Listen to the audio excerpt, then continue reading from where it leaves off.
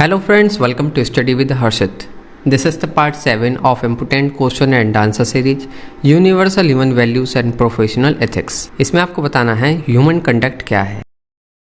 Human conduct आपको बताना है ह्यूमन कंडक्ट क्या है। Human conduct encompasses the action, behavior and decision of individuals and group within society. Human conduct जो है encompass करता है एक्शन, बिहेवियर एंड डिसीजन किसी भी इंडिविजुअल या ग्रुप का within society. It is shaped by complex interplay of internal and external factor. Include होता है इसमें cultural norm, values, beliefs, personal experience, social influence और environmental circumstances. Ethics and morality. Ethics refers होता है principle of right and wrong जो कि guide करता है ह्यूमन बीइंग को, वाइल मोरालिटी जो है पर्टेन करते हैं to personal beliefs about what consider ethical और मोरल। ह्यूमन कंडक्ट जो है is often influenced by ethical and moral consideration which में vary across culture and individuals. Social norms और वैल्यूज क्या हैं?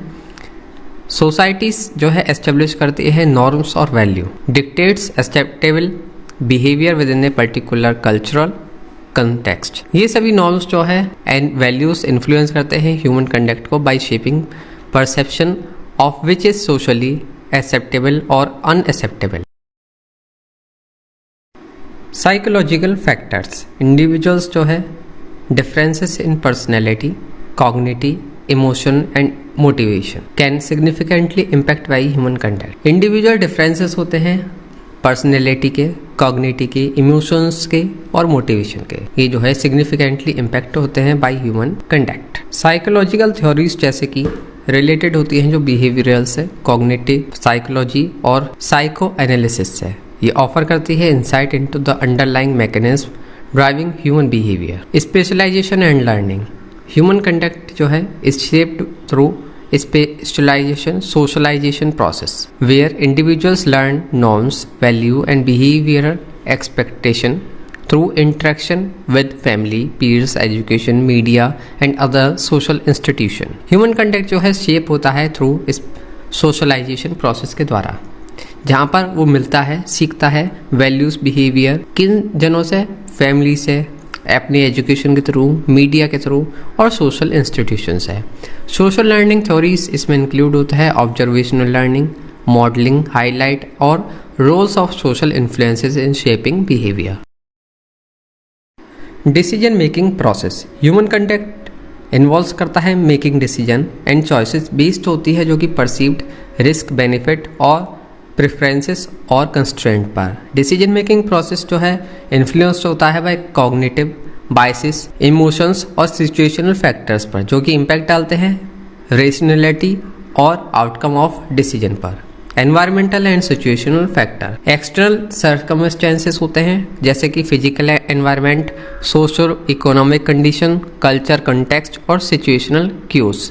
ये जो है इन्फ्लुएंस करती हैं ह्यूमन कंडक्ट को। Environmental psychology examine how environmental factors impact human behaviour, emotion और वेलबींग पर। किस तरीके से जो है एनवायरमेंटल साइकोलॉजी जो है ये सभी चीज़ एनवायरमेंटल फैक्टर जो है इम्पैक्ट डालते हैं बिहेवियर, इमोशन और वेलबींग पर। Group dynamics and social influence. Human conduct is often influenced by group dynamics, social norms, peer pressure and leadership. Social influence process जैसे कि conformity, experiment and group think illustrate how individual behavior can be influenced by presence and action of other. Motivation and goal pursuit.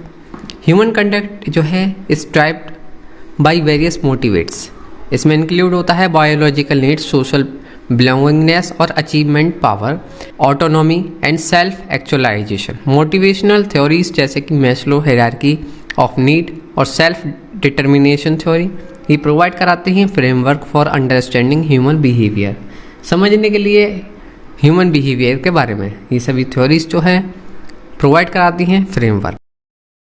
Cultural diversity and globalisation. Cultural differences जो है across society ये lead करते हैं diverse expression of human conduct. Globalisation has facilitates cross cultural interaction with exchange influencing culture norm, values and behaviour on the global scale.